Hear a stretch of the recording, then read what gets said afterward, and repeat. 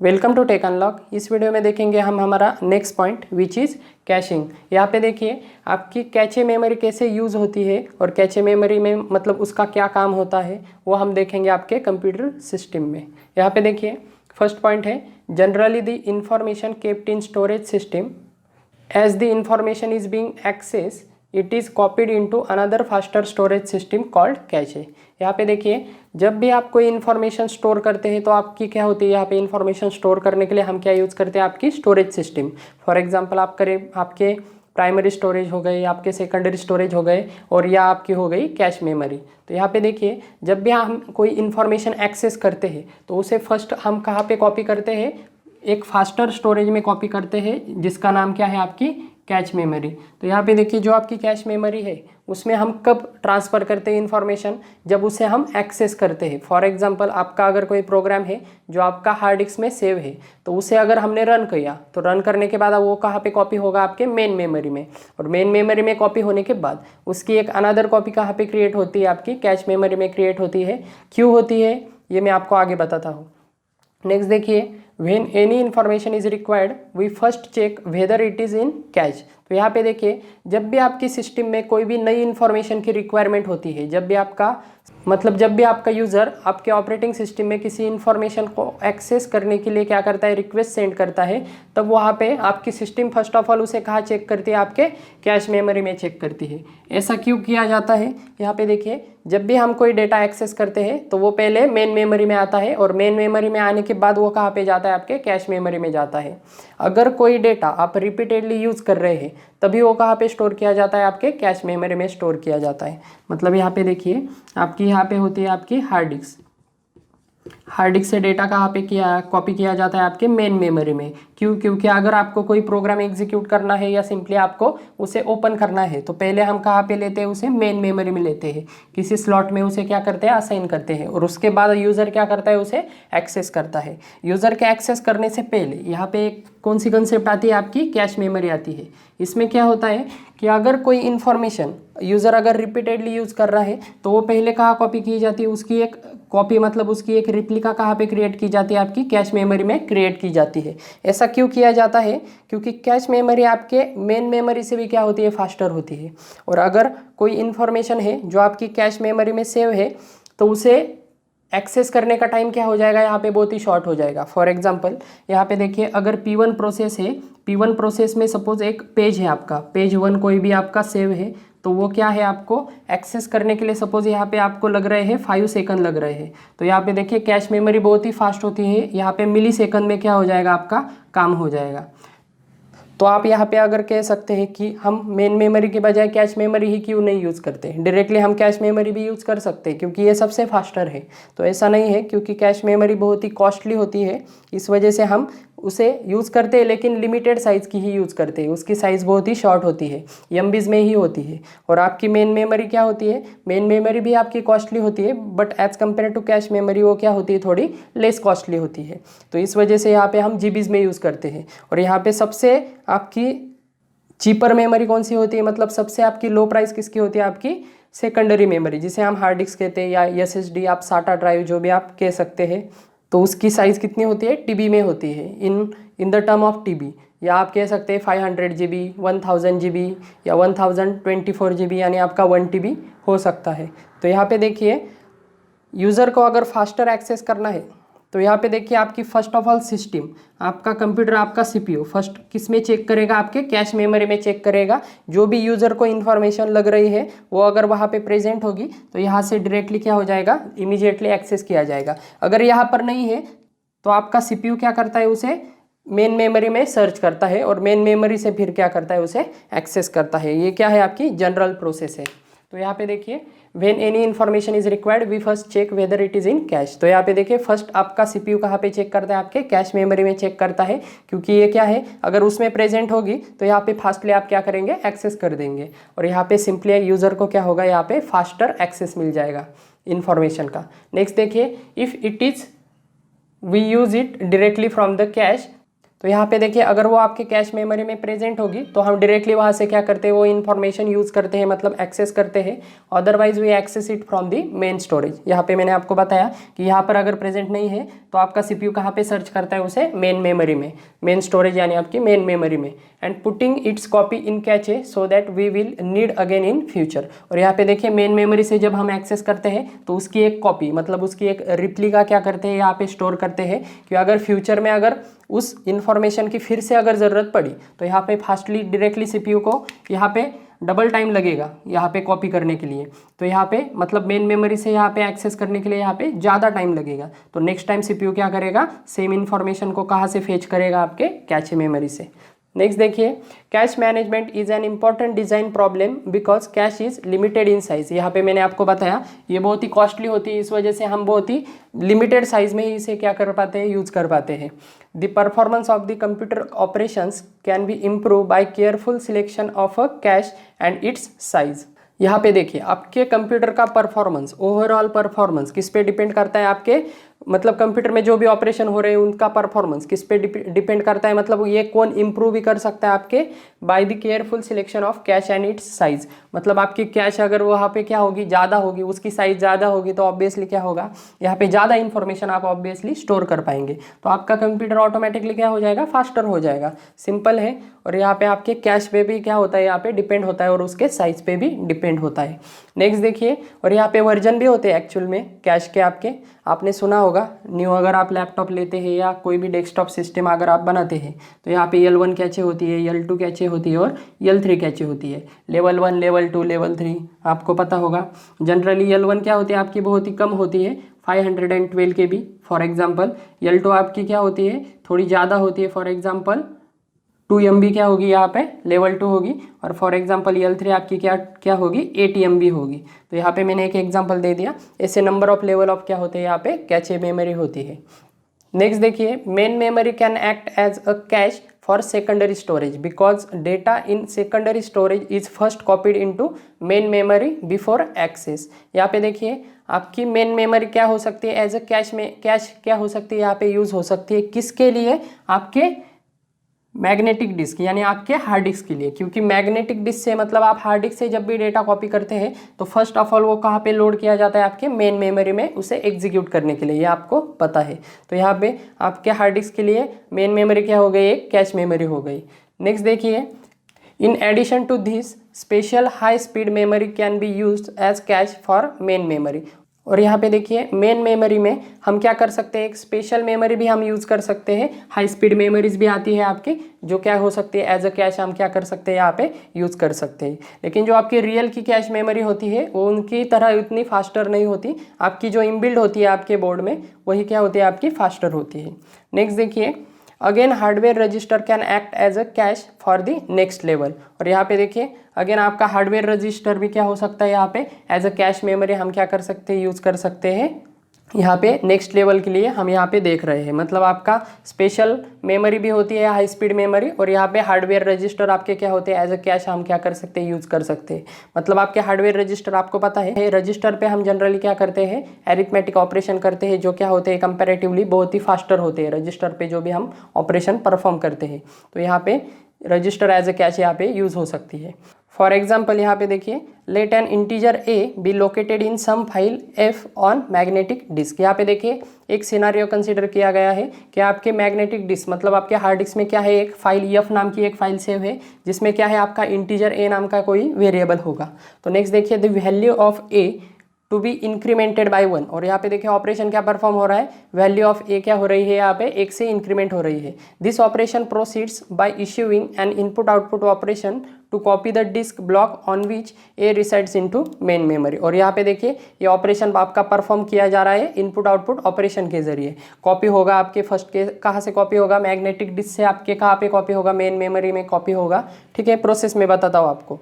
Next देखिए, on which A resides into main memory. और यहाँ पे देखिए फर्स्ट आपकी मैग्नेटिक डिस्क से आपका ए कहाँ पे कॉपी होगा, आपके मेन मेमोरी में। उसके बाद देखिए first it's copies from main memory to cache and then in hardware registers. तो यहाँ पे देखिए फर्स्ट आपकी कहाँ से कॉपी होगी, आपकी हार्ड डिस्क में से आपकी मेन मेमोरी में उसे कॉपी किया जाएगा, क्योंकि हमें उसे एग्जीक्यूट करना है। उसके बाद वो देखिए ये इंटीजर आपका कहाँ पे कॉपी होगा, आपके कैश मेमोरी में कॉपी होगा, और उसके बाद वो कहाँ पे आपका यूज़ होगा, आपके हार्डवेयर रजिस्टर में आपका यूज़ होगा। समझ में आ रहा है, क्योंकि आपके अरिथमेटिक ऑपरेशन आप कहाँ पे जनरली करते हैं यूज़, आपके रजिस्टर्स पे वर्क करते हैं। मतलब सिंपल फ्लो है आपका कि आपके हार्ड डिस्क में से मेन मेमोरी में कॉपी होगा डेटा, और मेन मेमोरी के बाद यहाँ पे क्या होगा, कैश मेमोरी में भी उसकी रिप्लिका क्रिएट होगी, और आपका हार्डवेयर पे क्या होगा, यहाँ पे अरिथमेटिक ऑपरेशन परफॉर्म होगा। और परफॉर्म होने के बाद यहाँ पे देखिए सपोज एक ही वैल्यू है आपकी 5, तो 5 के बाद यहाँ पे अगर इंक्रीमेंट किया 1 से, तो यहाँ पे 5 की वैल्यू क्या हो जाएगी, आपकी 6 हो जाएगी। तो जो भी आपका ऑपरेशन है, मतलब जो भी आपने चेंजेस किए हैं, तो वो फिर से कहाँ पे रिफ्लेक्ट होना चाहिए, आपके मैग्नेटिक डिस्क में, मतलब आपके हार्ड डिस्क में भी उसे क्या होना चाहिए, रिफ्लेक्ट होना चाहिए। तो ये फिर से क्या हो जाएगा, आपका रिवर्स प्रोसेस हो जाएगा। तो यहाँ पे देखिए once the increment takes place in hardware register, the updated value is written back in the sequence from cache to magnetic disk। और यहाँ पे देखिए, यहाँ पे आपने जो भी चेंजेस किए होंगे वो पहले कैश मेमोरी में होंगे, उसके बाद वो मेन मेमोरी में रिफ्लेक्ट होंगे, और बाद में कहाँ पे आएंगे, आपके मैग्नेटिक डिस्क में, मतलब आपके हार्ड डिस्क में क्या होंगे, यहाँ पे स्टोर होंगे। नेक्स्ट देखिए, in multi programming every CPU maintains a local cache. यहाँ पे देखिए मल्टी प्रोग्रामिंग सिस्टम में क्या होता है, आपका लोकल कैचे होती है। यहाँ पे मल्टीपल सीपीयू होते हैं पहले, और हर सीपीयू के लिए क्या होते हैं, यहाँ पे हर एक सीपीयू के लिए अलग अलग कैचे होते हैं। तो यहाँ पे हम उसे क्या कहते हैं, लोकल कैश मेमोरी कहते हैं उसे हम। तो यहाँ पे देखिए मल्टी प्रोग्रामिंग कंसेप्ट हम यूज़ कर रहे हैं सीपीयू में। तो यहाँ पे देखिए एक ही कॉपी कहाँ पे क्रिएट होगी, आपके सभी कैश मेमोरी में क्या होगी, यहाँ पे आ जाएगी।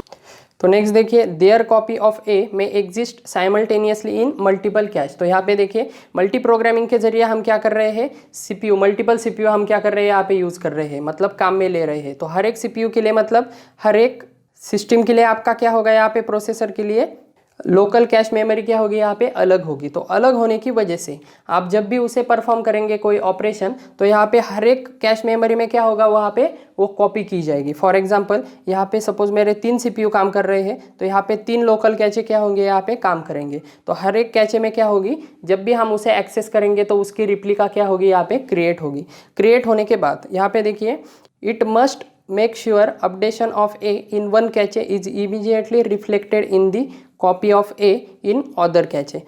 और यहाँ पे देखिए आपके सिस्टम ने क्या करना चाहिए कि अगर एक कैश मेमोरी में क्या हो रहा है, चेंज हो रहा है, मतलब एक सीपीयू ने सपोज कोई ऑपरेशन परफॉर्म किया है, और एक कैश मेमोरी में क्या हुआ है, ए के लिए, ए इंटीजर वेरिएबल के लिए वैल्यू क्या हुई है, चेंज हुई है। तो उसका रिजल्ट, मतलब वो, तो उसके जो भी चेंज हुए हैं वो कहाँ पे अपडेट होनी चाहिए, आपकी नेक्स्ट लेवल कैच में क्या होनी चाहिए, मतलब हर एक कैच में क्या होनी चाहिए, ऑर्डर में क्या होनी चाहिए, यहाँ पे रिफ्लेक्ट होनी चाहिए। समझ में आ रहा है, क्योंकि क्या होगा, अगर रिफ्लेक्ट नहीं होगी, और यहाँ पे देखिए दूसरे सीपीयू ने सपोज वो आपका इंटीजर ए वेरिएबल यहाँ पे एक्सेस किया, तो नेक्स्ट टाइम आपका रिजल्ट क्या आएगा, यहाँ पे पूरा गलत आएगा। तो इस वजह से अगर एक कैश मेमोरी में कोई चेंज हुआ है, तो उसका रिजल्ट सभी कैश मेमोरी में क्या होना चाहिए, रिफ्लेक्ट होना चाहिए।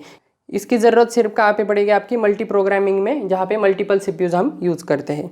नेक्स्ट देखिए, this called as cache coherence. तो इसे क्या कहते हैं, कॉपिंग की ऑपरेशन के लिए, या इस इमीडिएटली आपको रिफ्लेक्ट करना पड़ता है, उसे क्या कहते हैं, कैच कोहेरेंसी।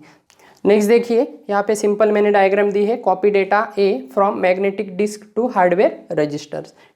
ठीक है, तो आई होप आपको एक कैशिंग कंसेप्ट समझ में आ गए होंगे।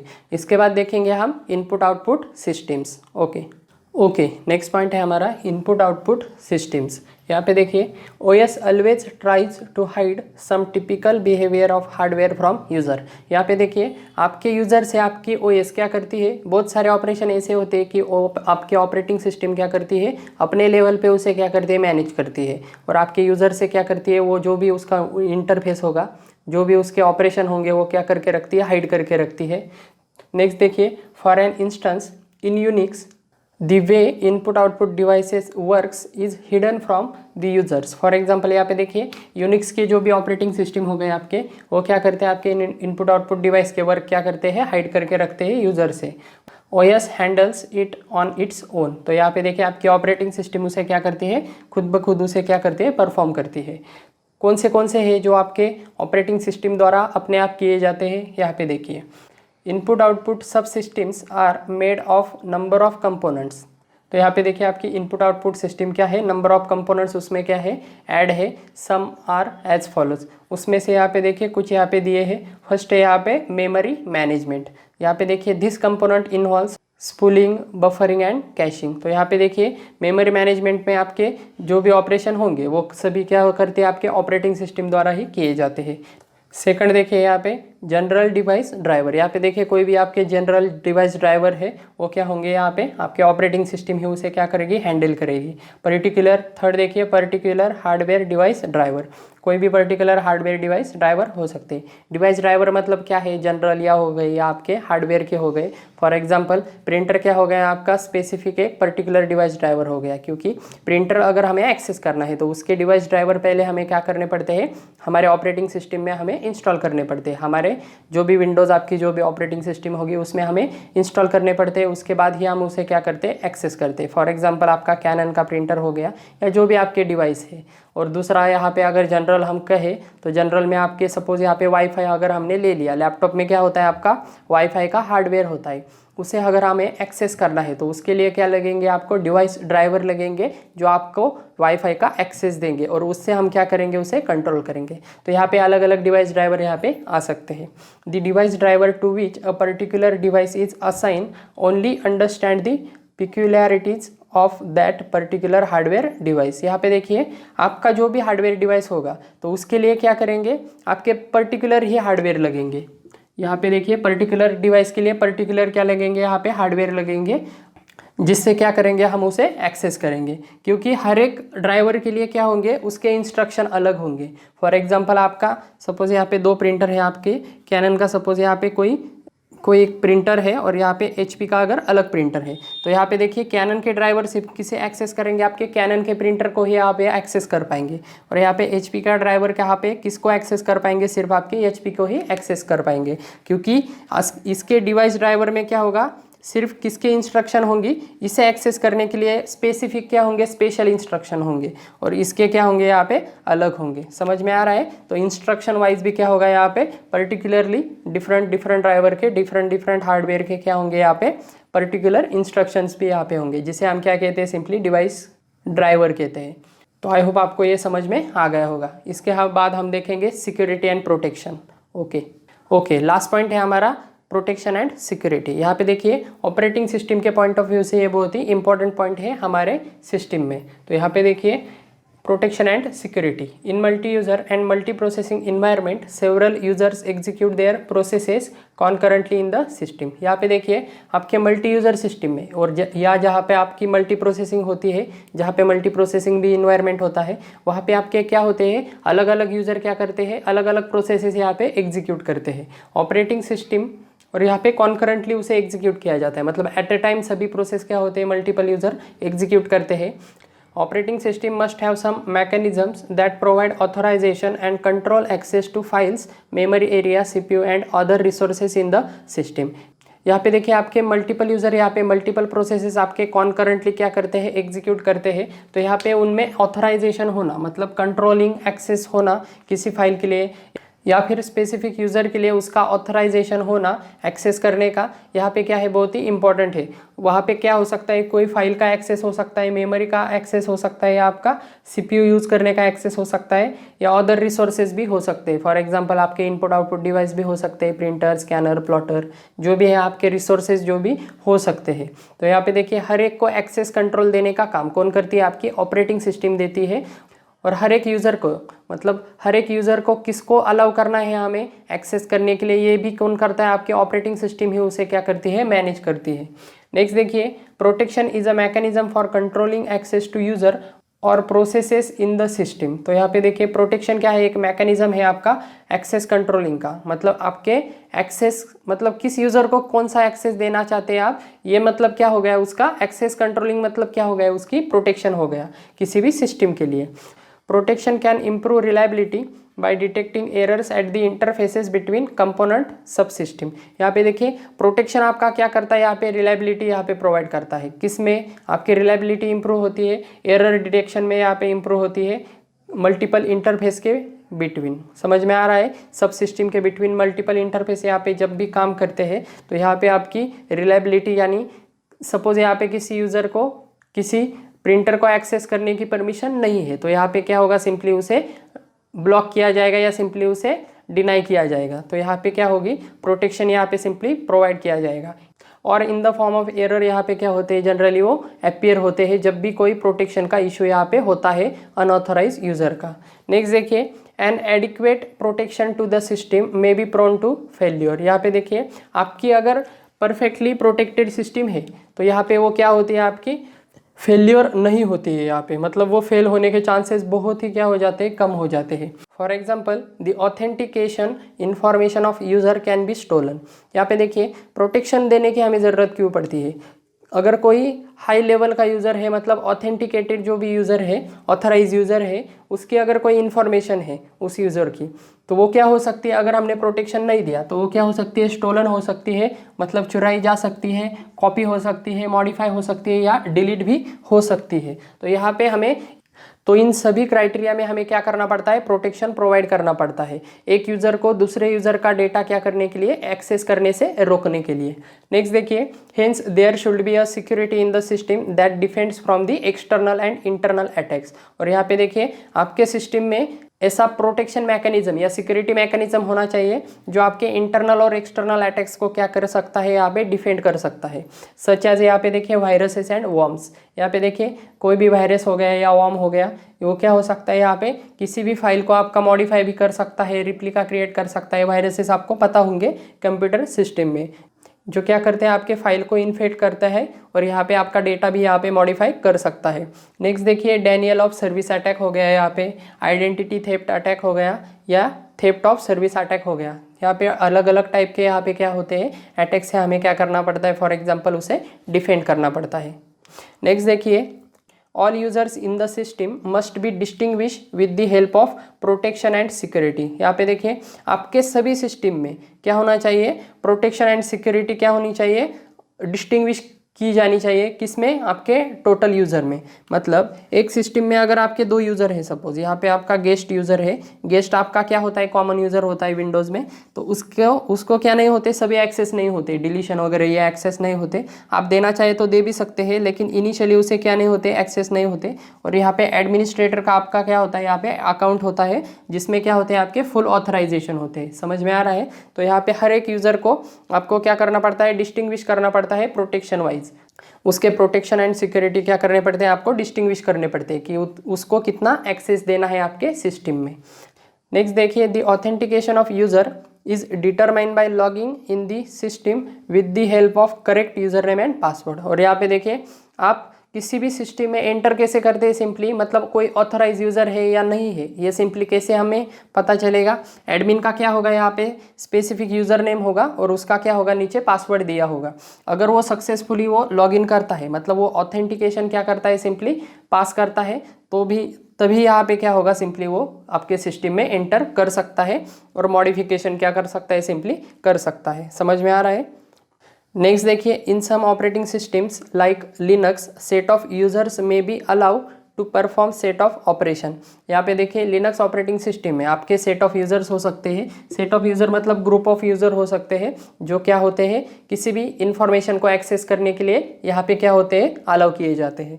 फॉर एग्जाम्पल यहाँ पे देखिए, selected set of users may be allow to read particular file. अगर कोई फाइल है, उसे अगर एक्सेस दिया है कि पर्टिकुलर ग्रुप के यूजर उसे क्या कर सकते हैं, सिर्फ रीड कर सकते हैं, तो यहाँ पे उस फाइल को क्या होगा, उस number of group of user से यहाँ पे क्या होगा, सिर्फ रीड ऑपरेशन ही यहाँ पे क्या होगा, परफॉर्म होगा पर्टिकुलर फाइल पे।